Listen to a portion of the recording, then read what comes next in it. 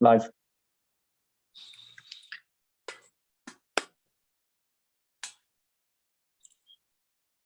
الحمد لله والصلاة والسلام الأتمان الأكملان على محمد رسول الله سيد الأولين والآخرين وإمام الأنبياء والمرسلين والشافع المشفع يوم الدين وعلى آله الطيبين وأزواجه الطاهرات أمهات المؤمنين وصحابته الغر الميامين ومن استنى بسنته واهتدى بهديه إلى يوم الدين. أما بعد, حياكم الله, my dear brothers and sisters, to this continuing session of the benefits from the Seerah of the Prophet sallallahu alaihi wasallam. Today we are with the battle of Hunain, or the conquer of Hunain.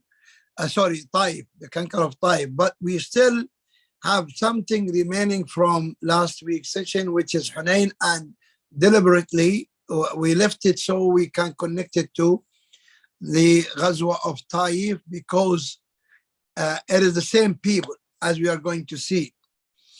Ibn Ishaq, the author of a Seerah, said when the atheists, the mushrikeen, the pagans were defeated in Hunain, they went back to their homeland, which is Taif, east to Mecca, on a bit high mountain. With them was Malik ibn Auf, and on the way they had some rest in a place called Autas, and then some of them went to a place called Nakhla between Taif and Arafah.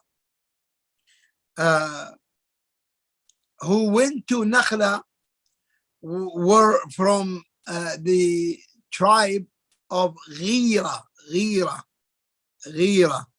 from the main tribe called Thaqif. And while they were there, the Prophet ﷺ sent a group of fighters riding horses to them in Nakhla.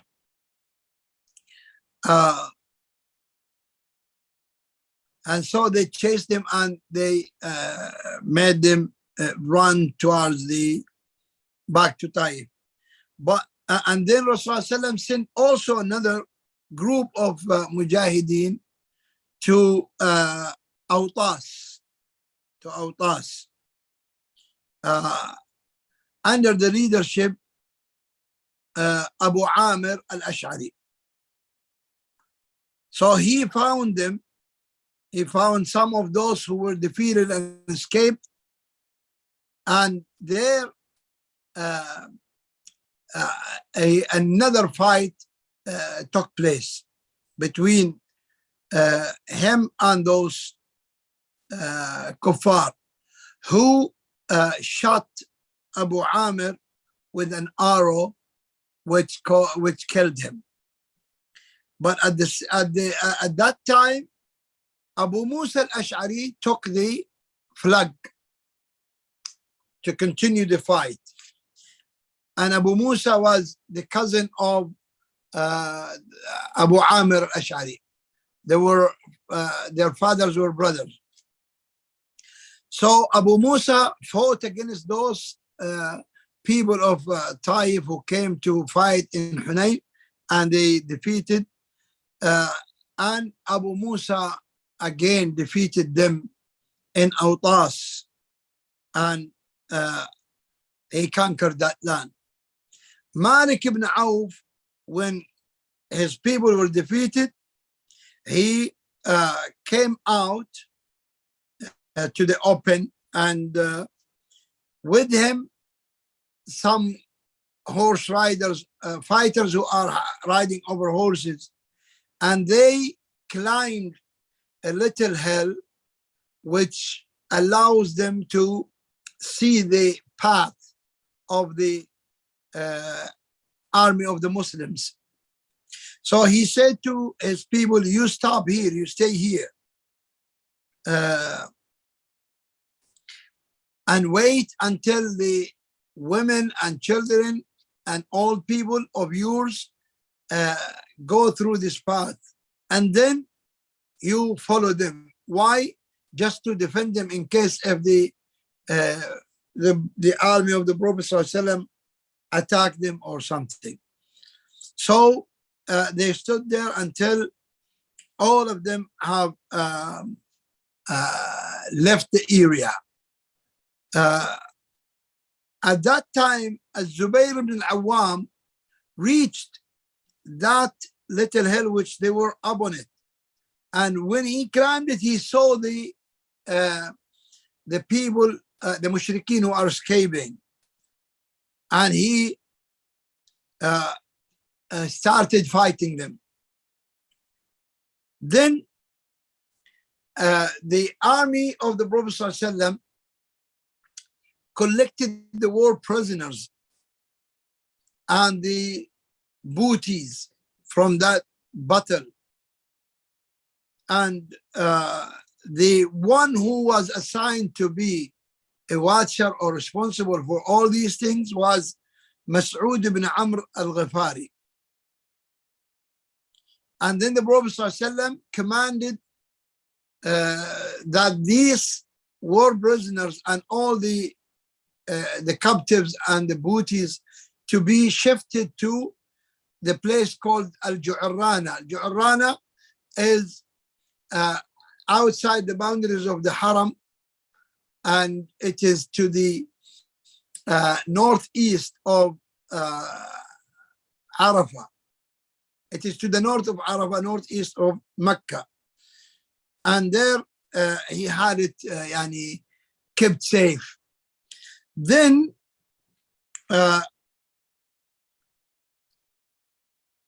it was already year 8 of the Hijrah.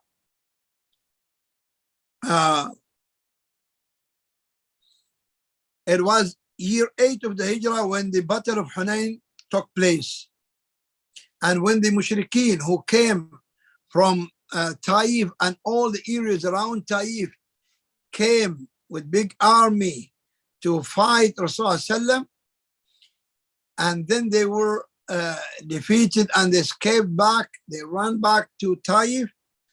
When they went to Taif, Taif was like a fortress, has walls surrounding it with gates, heavy gates. So they went inside the fortress of Taif, closed all the gates, and put archers on the top wall, on the upside wall, looking outside where the army of the Prophet ﷺ and the believers are, and shooting them, but the Muslims cannot reach there. So he ﷺ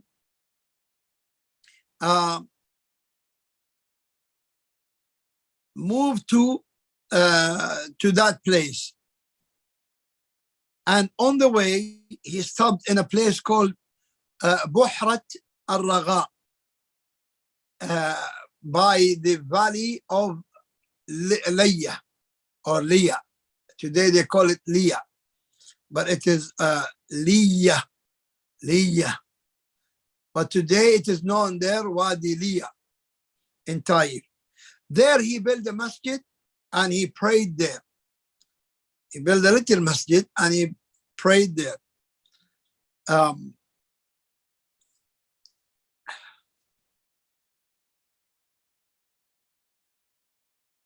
And there he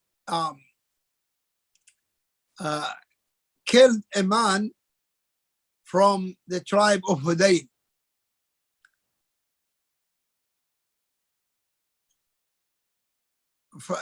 A man from the tribe of Layth killed a man from the tribe of Hunain. So the Prophet ﷺ executed him because he killed a person who must not be killed. And that is from the beauty of Islam. It is not just anyone you kill. No. That's why Rasulullah ﷺ commanded the Ummah to kill the Khawarij. Why? Because the Khawarij kills innocent Muslims for no reason. They kill innocents, Muslims or non-Muslims who have a pledge, a covenant with Muslims.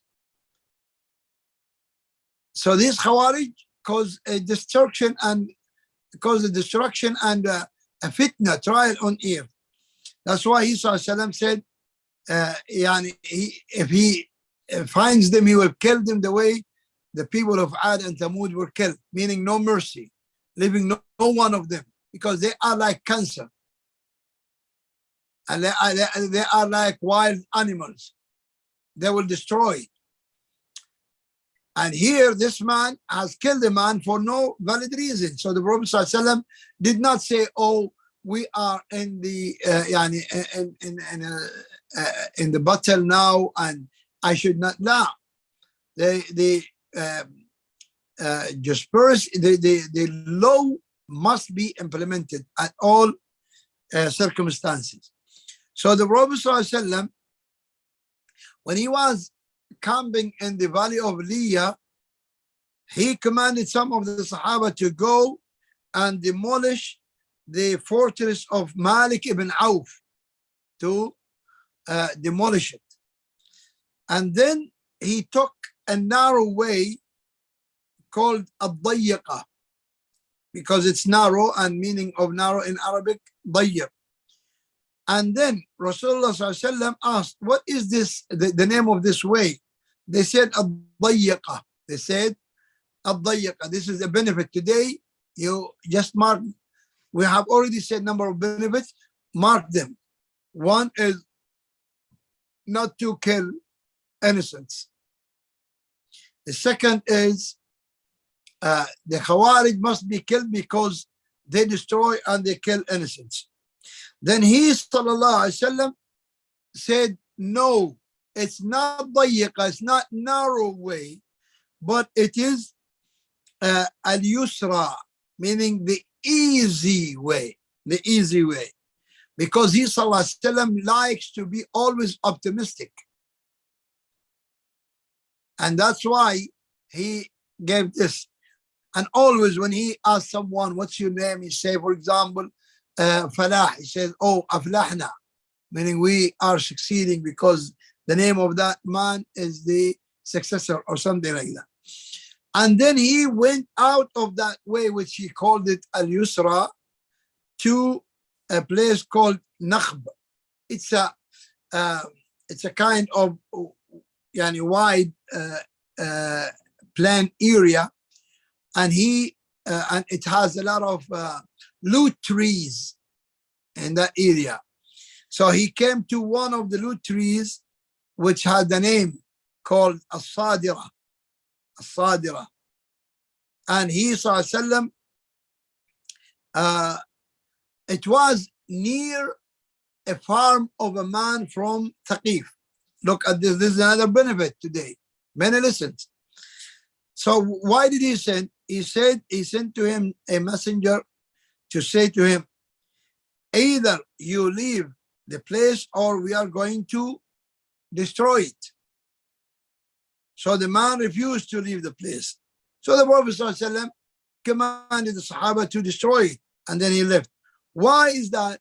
It is because that man is from Thaqif, and this place is going to be behind the Prophet ﷺ when he go further to the east into Taif and fighting them. Then this farm will be used as a base for the army of the kuffar. So they will launch them. They will come from backside and the others from the front side. So he wanted to clear his backside. He wanted to clear the backside. And he said, we'll destroy it because the kuffar might be hiding behind the trees and might hide their weapons there. So he leveled it to the ground so they can see that no one there. So He came near Taif and camped there. And when he was there, as I told you earlier, that the kuffar went inside the fortress of Taif and they closed all the gates, assigning some archers and arrow shooters on the top roof of the fortress. So they were shooting the Muslims. Muslims did not know that there are people there. So they were shooting, they killed number of the Muslims there. And that because the army came closer to the fortress, knowing not that there are some people up there. So Muslims could not enter the fortress because it's closed by strong gates and these archers are shooting them.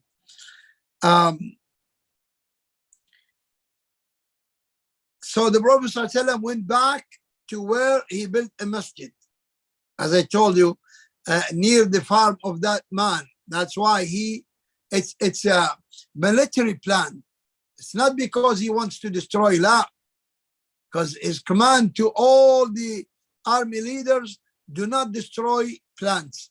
But here there is a benefit, there is a reason. The reason is that the kuffar might use that place to hide their soldiers and their weapons. And then they attack the Prophet and the army of the Prophet ﷺ from backside. So he remained there more than 20 nights. And he fought against them severely. They were fighting with arrows and like that. So when at that time, Khuwaila bint Hakim, the wife of Uthman radiallahu anhuma, she said, Ya Rasulullah,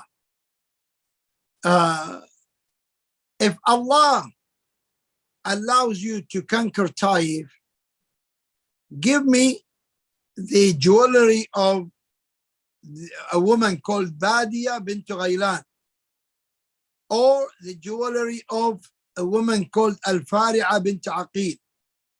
And these two women were of the most pretty women of Taqif. So the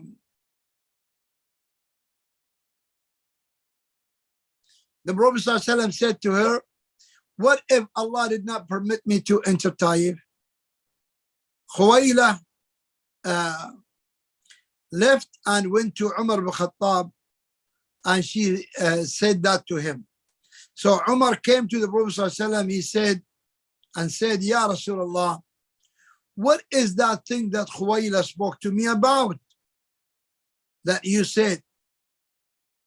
He said, yes, I said it. Umar said, didn't Allah allow you to fight them?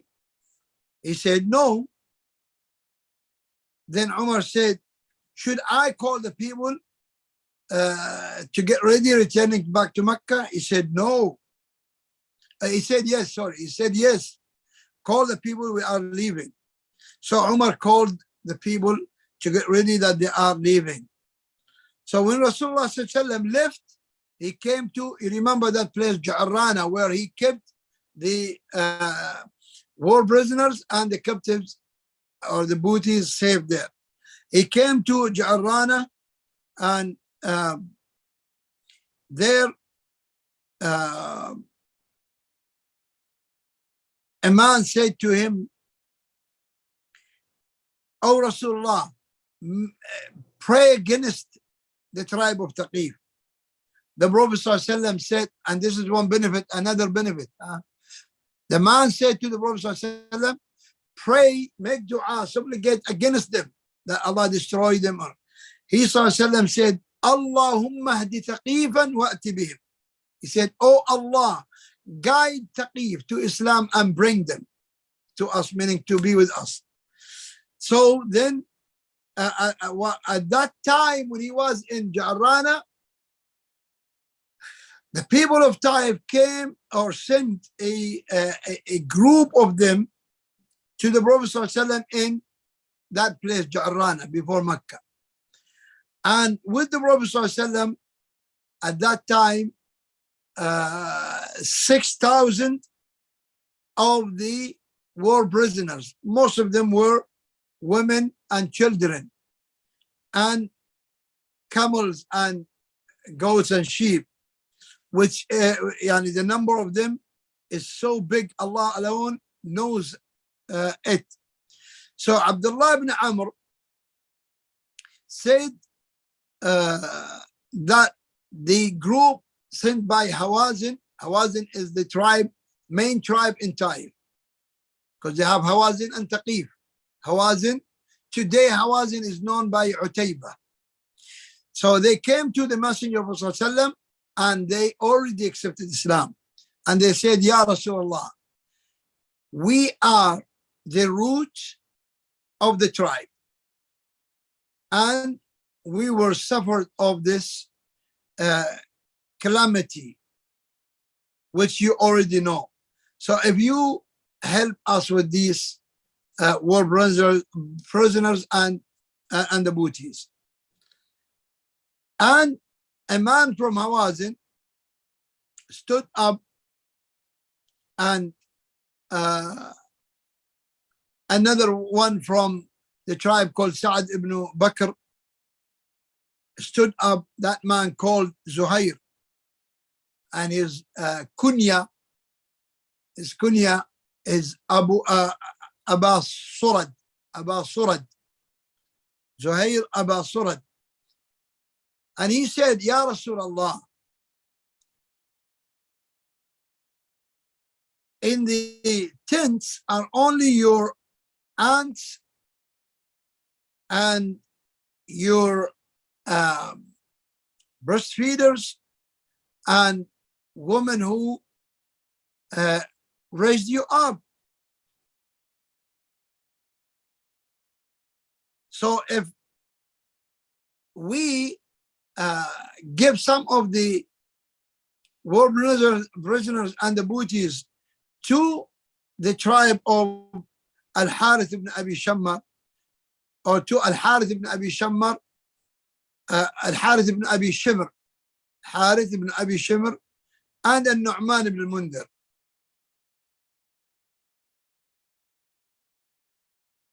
So that may make them become soft hearted with us and be kind to us. The Prophet ﷺ said, your children, your women are the most beloved thing to you. Is it most beloved to you, or your wealth more beloved to you than your families? They said, Ya Rasulullah, you gave us the choice between our belongings and our families. And we choose our families and our children more beloved to us. So return them to us, and we don't need the wealth. The Prophet ﷺ said, indeed, what was for me and for all my tribe, Bani Abdul Muttalib, then it is for you. And it is for you. And when I pray Dhuhr, I will speak to, I want you to stand up and say that we seek the intercession of Rasulullah ﷺ before the Muslims, meaning we want him to intercede for us to the Muslims, and the Muslims to Rasulullah ﷺ in our children and families. And at that time, I will give all of them to you, meaning the ones which belong to me, or my share and the shares of my tribe. And I will give you more, because his share and the share of his tribe was already promised, given. But he wants to give them all of the families and children. So when he ﷺ led the prayer, they stood as he told them, and they spoke as he commanded them. And then Rasulullah said, as for what belongs to me, or my share of the war prisoners and the booties, and that share of my tribe, Bani Abdul Muttalib, all for you. Then the Prophet ﷺ made this plan to encourage the rest of the Sahaba, the Muhajirin and Ansar, to give. Because he was not sent to destroy, my brothers and sisters. So the Prophet, the Muhajirin stood and they said, even our share for you, for Rasulullah ﷺ to do whatever he wants with. Then Al-Ansar stood up and they said, even our share we give to Rasulullah ﷺ to do whatever he wants to do with it. Then Al-Aqra ibn Habis said, he stood up and he said, as for me and my people, Banu Tamim, no, we will not give out, we will not give our shares of the war prisoners and the booties. And then another man called Hunain ibn Hassan, he stood, Hunain ibn Hassan al-Fizari, he stood up and he said, also me and my people, we will not give our share, we want them. The Prophet ﷺ said, as for he who stick to his share, then if he allows, if he frees them, then for each head of people, I will give him six shares of what comes later from the war prisoners, especially the war prisoners. So all of them then agreed to give back all the war prisoners to Rasulullah, who gave them back to their people, who are Al-Harith ibn Shamar and Al-Nu'man ibn Mundar. So this made them to be kind of the tolerance with them, with the Prophet ﷺ and the Muslims. Then Rasulullah ﷺ said to the people of Hawazin who came, and he asked them, what has Auf ibn Malik done? They said, he is in Taif, staying with Taqif. He said, Rasulullah said, then tell Malik that if he comes to me as a Muslim, I will give him back his wealth and family, which were taken as booties and war prisoners. And I will give him on top 100 camels. So Malik came to the Prophet ﷺ, and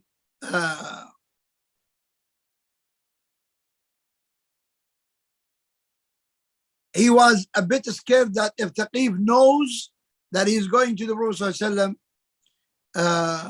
they might jail him, put him in prison and prevent him. So he commanded someone to prepare his camel and a horse, so he can run fast. Then at night he got on his horse and he ran very fast up until he reached where outside Taif a little bit, where his camel was prepared, because the horse may not be able to cut the whole distance in one go. So it will make him stop sometime, and this will allow the people of Taif, Taqif, to catch him. So there he found his camel ready. He rode on his camel, and then he went to Rasulullah ﷺ, and he came to him in Al-Ju'rana, either Ju'rana or in Mecca. And he ﷺ fulfilled his promise, and he gave him back his all of that which was taken from him as a war prisoner or booties. And he gave him on top 100 camels. So he became Muslim. He became Muslim and Islam was perfect. Why did Rasulullah do that? Because Malik ibn Auf is ahead of his people. So if he become Muslim, all of his people become Muslim. So when Rasulullah finished returning the war prisoners of Hunain to their own people, and the Muhajirin and Ansar did so, he some people were asking the Prophet ﷺ to divide the animal, the livestock, the camels, the sheep, to distribute it to them. And they were chasing him, asking him, please, Ya Rasulullah, give us. And he was walking. And because they were almost surrounding him from three sides. So they made him go close to a tree which has snatched his upper garment. So he ﷺ said, bring me back my upper garment, rida, O people. By Allah, if if I have livestock as the number as the trees of Tihama. Tihama is the southern side of the Arabian Peninsula, which is all agriculture, all trees, meaning huge in number. I would have divided between you. I do not, since when you know me, stingy or coward or liar, I will give it to you. So then he stood by his camel, and he caught his leather and his hip, and he then said, "O people, by Allah, I will have nothing of your booties except what my hands can cover of my camel. That's all," which is the fifth.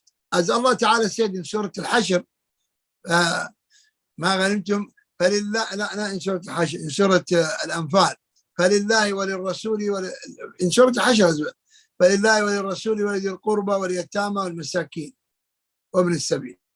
So 5. Now, so he said, it's only 1/5. My share is only 1/5 that Allah gave me. Then he sallallahu alaihi wasallam said, and the 5th, I am giving it to you, which is my share. So give us the needle and the thread. Yeah, it's a word said to give us everything. Indeed, al-ghulul is what is taken from the booties before dividing it. He said, indeed, al-ghulul, it will be a shame on its people and a fire and a severe punishment and the day of resurrection. So he sallallahu, as Ibn Ishaq said, he gave to the mu'allafati qulubum, the new Muslims. He gave them, and they were people who were high ranks amongst their own tribes. And the reason why he did that is to incline their hearts towards Islam, to make them get strong in Islam. And then Abdullah ibn Amr ibn As said that a man from Banu Tamim, he came, is known by Dhul Khuwaysirah, and he stood by the Prophet ﷺ while he was distributing the booties. That man said to the Prophet ﷺ, Ya Muhammad, this shows that this man was not real Muslim, because Allah Ta'ala forbid for the Muslims to call the Prophet ﷺ by his name. As he, Allah Ta'ala said, يا أيها الذين آمنوا لا تجعلوا دعاء الرسول بينكم كدعاء بعضكم بعضا أن تحبط أعمالكم وأنتم لا تعلمون. لا تجعلوا دعاء الرسول بينكم كدعاء بعضكم بعضا قد يعلم الله الذين يتسللون منكم لواذا. As in Surah An-Nur, ayah 63, where Allah Ta'ala said, do not make your calling of the messenger among yourselves as the call of one of you to the another. And here this man, Al-Khuwaisara, how did he call the Prophet? He did not call him by the title Allah gave him, Rasulullah, but he said, Ya Muhammad. And even not with the kunya, Ya Abul Qasim. Like the Yahudi, they used to call him Ya Abul Qasim. Not directly with his direct name. So he said, Ya Muhammad, I saw what you did today. The Prophet ﷺ said, asking him, so how do you think it is? He said, I don't see you doing it injustice.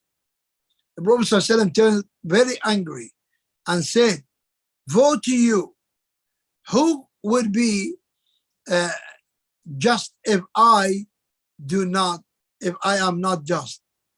If justice is not found with me, then with whom?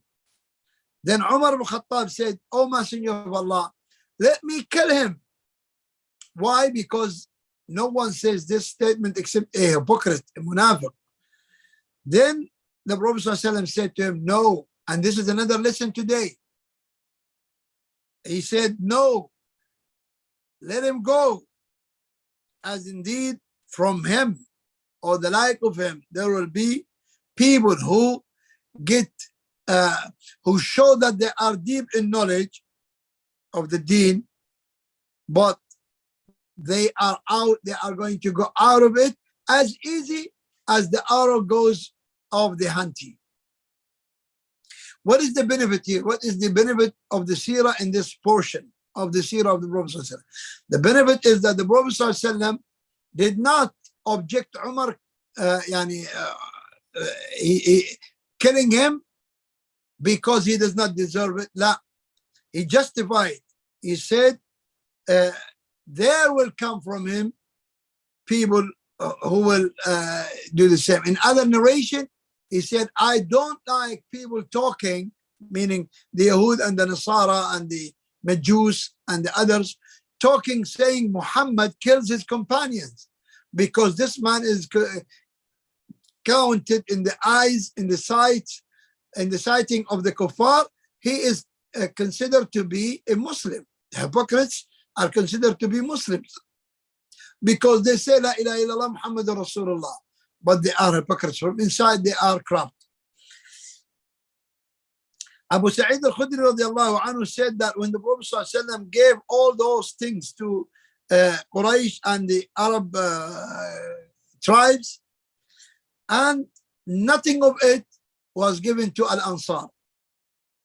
So some of Al-Ansar felt sorry for that. Why?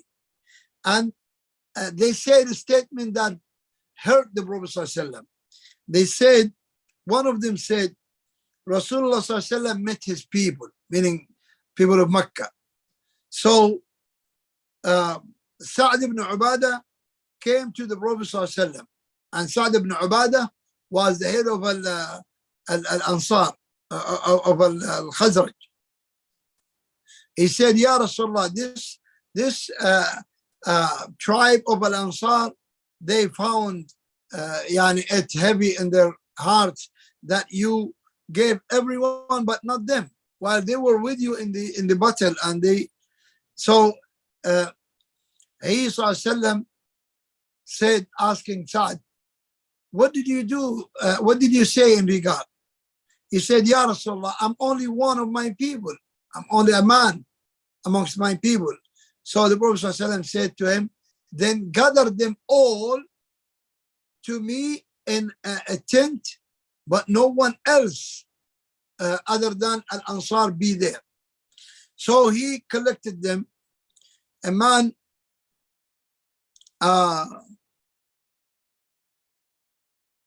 now, so they came, and then Sa'ad said to the Prophet ﷺ, the people are gathered and they are ready. So the Prophet ﷺ came and he praised Allah the Almighty, and then he said, "O people of Al-Ansar, what a statement I hear that you said. And I hear that you have something against me in your hearts. Didn't I come to you when you were misguided and Allah guided you by me? Didn't I come to you and found you poor and Allah gave you provision because of me? Didn't I come to you and found you enemies of one another, and Allah brought your hearts all together to brotherhood and unity through me?" They said, "Yes, O Messenger of Allah. Allah and His Messenger has the virtue over us." Then he said, "Do not you answer me, O Ansar?" Meaning he wants them to answer. They said, what should we say, O Messenger of Allah? It is all to Allah and His Messenger. So he said, if you would say something, then you can say, and when you say it, you will be true. You will be true. You can say, you came to us when your own people denied you, and we believed you, and you were alone and chased out of your town, and we sheltered you and supported you. And you came to us poor, and we gave you everything. Then he said to them, have you felt something wrong about me in your hearts, O Ansar, because of these little things that I gave to these people to make them remain in Islam? And I left you for your own strong Islam, because you're Muslims. They are new to Islam. If I gave you and I don't give them, they may leave Islam. But you won't leave Islam because something of this worldly life is given to others.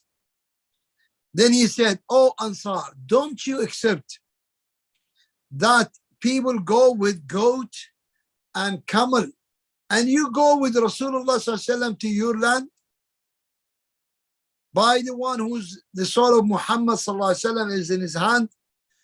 If it is not the hijrah, if I am not a muhajir, I would choose to be from amongst Al-Ansar. If the people take any valley, any way, I would only take the valley and the way that Al-Ansar took. Oh Allah, bestow mercy upon Al-Ansar and the offspring of Al-Ansar and the children of Al-Ansar and the grandchildren of Al-Ansar."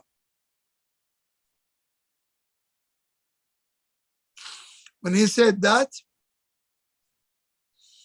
Al-Ansar cried until they wet their beards by their tears. And then they said, "We accepted, O Messenger of Allah." They said, "We accepted that you be our share, not the war prisoners or camels or sheep. We accepted that you be our share, you be in our land, you be with us. Then Rasulullah left and they all scattered all about. Then Rasulullah left Ju'arana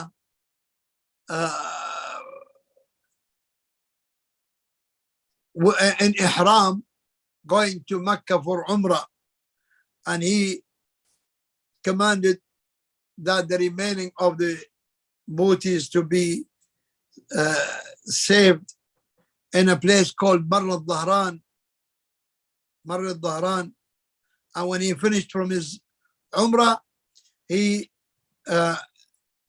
went back to Medina and left Attab ibn Asid as a mayor of Mecca, and he left Mu'adh ibn Jabal there in Mecca teaching the people their deen, because Mu'adh was one of the youngest Sahaba, youngest Ansar, but he was one of the most major scholars of Mecca.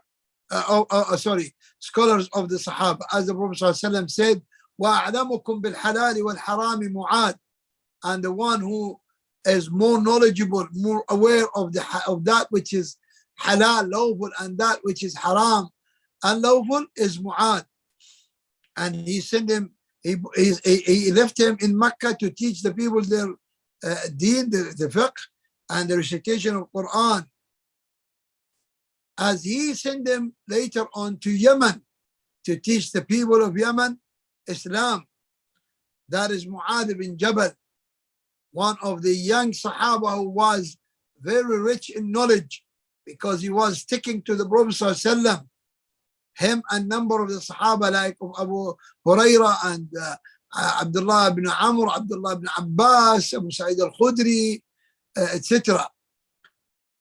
Jabir ibn Abdullah. So my brothers and sisters, here we reached the end of the story of the battle of Hunain and Taif. With all these benefits, I ask Allah to benefit us from them in our lives as practicing all what we hear. And may Allah Ta'ala increase the love of our Prophet ﷺ in our hearts and make us from those who stick to his sunnah and all the affairs of Islam, in the belief, in the practicing, in the dealingship, in business, in relationships, in all sides of Islam. Wallahu ta'ala a'lam. Wa sallallahu wa sallam wa barak ala nabiyyina Muhammad wa ala alihi wa sahbihi. Assalamu alaikum wa rahmatullahi wa barakatuh.